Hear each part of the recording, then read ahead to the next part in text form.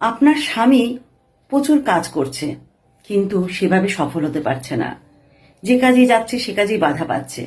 তাহলে আপনি এই টোটকাটা করুন, দেখবেন খুব পজিটিভ একটি টোটকা। আপনি কিন্তু সফল হবেন, আপনার সংসারে কিন্তু সুখ শান্তি বিরাজ করবে। বিশ্বাস হচ্ছে না? করে দেখুন না। রাত্রে শোয়ার সময় আপনি একটা পিতলের গ্লাসের মধ্যে জল ভর্তি করে রাখবেন। পরের দিন সকালবেলায় যখন আপনার স্বামী কাজে বেরোবে, তখন সেই জলটা আপনি কিছুটা খেয়ে সেই জলটা আপনার স্বামীকে খাইয়ে দেবেন। যখন সে কাজে বেরোবে তখন সেই মুহূর্তে। এতে যদি এই নিয়মটা যদি আপনি শুক্রবার দিন থেকে টানা করতে থাকেন, তাহলে কিন্তু আপনার স্বামীর শুক্র গ্রহ স্ট্রং হবে। দেখবেন এতে আপনার স্বামী যে কাজে যাবে সে কাজে কিন্তু সফলতা পাবে। আস্তে আস্তে দেখবেন আপনার ঘরে অর্থনৈতিক কিন্তু সমস্যা দূরীভূত হচ্ছে। আপনার স্বামী কিন্তু আস্তে আস্তে সফলতা লাভ করছে। করে দেখুন টোটকাটি।